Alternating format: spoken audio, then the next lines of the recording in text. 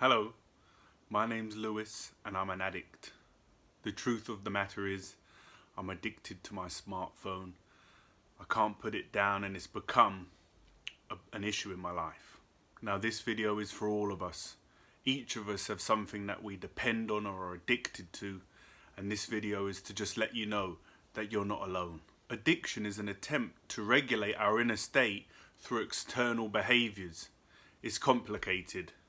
Human nature usually is. It usually manifests in a certain behaviour or substance that the person finds temporary relief and pleasure in, but the long-term consequences cause suffering and displeasure. We have this short-term pattern of craving and desire, and then that turns into such a strong impulse that we need to participate in whatever the behaviour or the substance is, and this brings us a short-term dopamine rush, and the receptors in the brain, they make us feel good, but this is on a short-term level. In the long run, we become more dependent on the behaviour and the substance, and even though we might come to a point where we're aware that this is having a detrimental impact on our life, the cravings can become so strong that it's very difficult to make a change in our life and move away from the substance or the behavior. Almost everything we think we know about addiction is not true.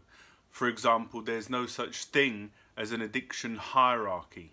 For example, if I list the 12 main addictions: alcohol, smoking, food, gambling, drugs, internet use, video games, sex, shopping, phone, work, and coffee, it's likely that in your mind you'll straight away say to yourself, oh, alcohol and drugs is a lot worse than coffee or the phone.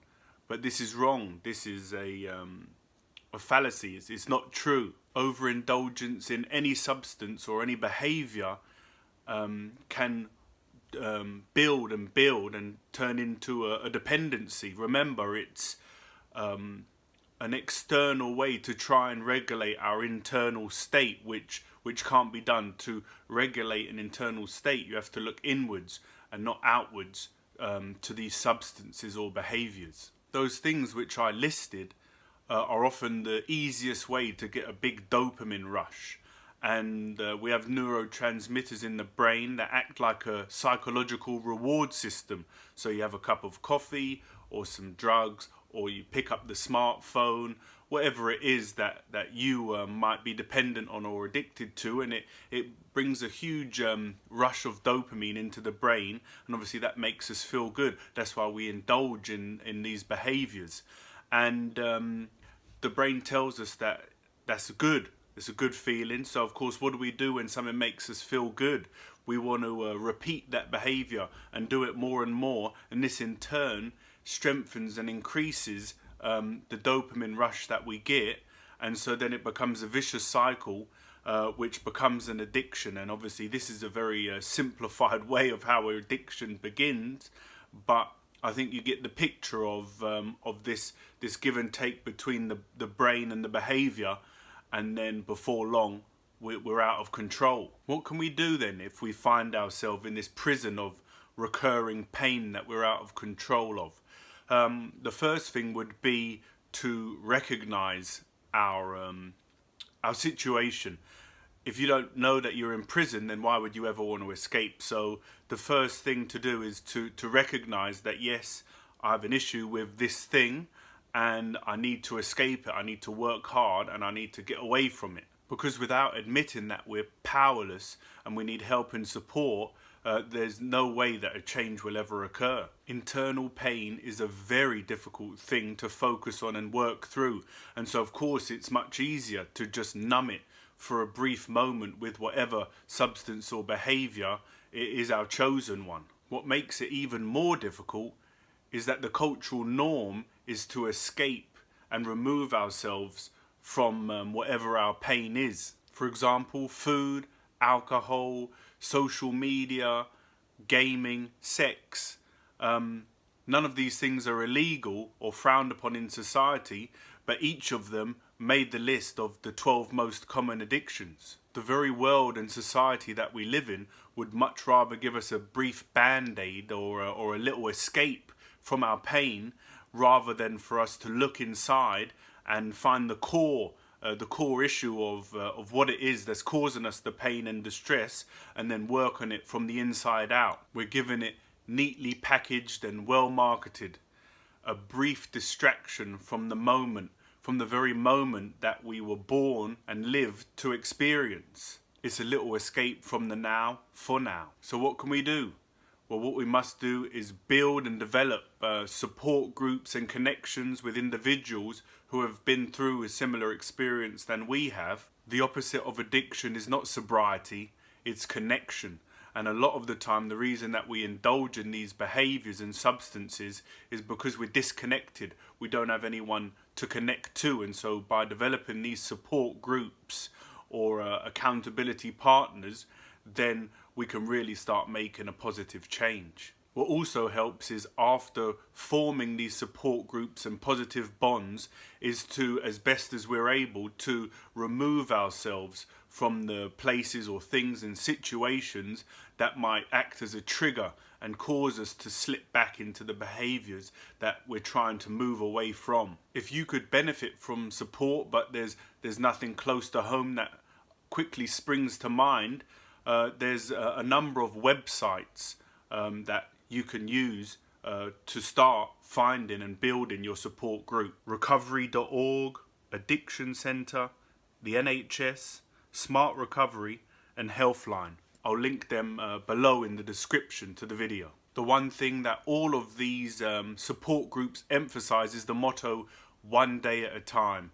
All we can do is focus on the day in hand and do everything we can to remove ourselves from certain things and situations that might trigger us to move towards the behaviors that we're really trying to move away from. A good metaphor for us all to remember is that if we don't want to slip up, then we better not go where it's slippery. One last thing regarding support groups, sponsors, recovery buddies or accountability partners. I have actually taken that responsibility on to begin the new year. A client named Scott got in touch with me over Christmas and the new year and told me he really wants to kick a habit and addiction, but he fears that he's not going to be able to do it on his own, and so would I take on the responsibility of being his accountability. He's seen from previous experiences that life can be much better than when you're in the prison of addiction,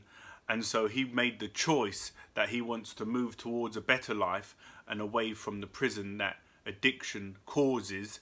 And so he wanted my support and help and guidance to create that reality for him. So coming up, he's agreed to share a daily diary, a video log of his progress, and we've spoken about it, and he's agreed to, or he's asked me to share them with you and upload them on my YouTube channel for anyone that might feel alone in this, and to see someone documenting their progress and focusing on the good things, and then moving away from the behaviors that have kept them trapped for so many years. If you're interested in learning more and following on with his diary, the introduction to him and who he is, and his diary documenting his progress, be sure to subscribe to the channel.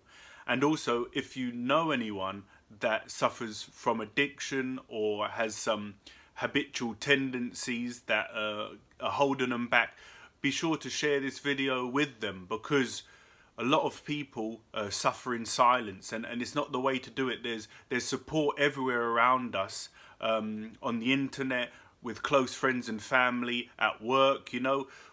No person should ever feel that they haven't got any support. So that's why I'm doing this video, and that's why I've been working alongside Scott to get the message out that no one should ever suffer alone. And through positive stories and support groups and seeing people that have gone before you that have made a change in their lives, then we can start to do the same in our own life. through support and inspirational stories, change not only becomes possible, but it will soon become necessary. And we'll have to take stock of our life, and we'll have to look in the mirror and work day by day to implement the changes that we need to get to the life that we want to live. So thanks for watching. Be sure to subscribe to follow on with the Addiction Diaries, and share this with anyone that you think it might help. Thanks for watching. I'll see you next time. Goodbye.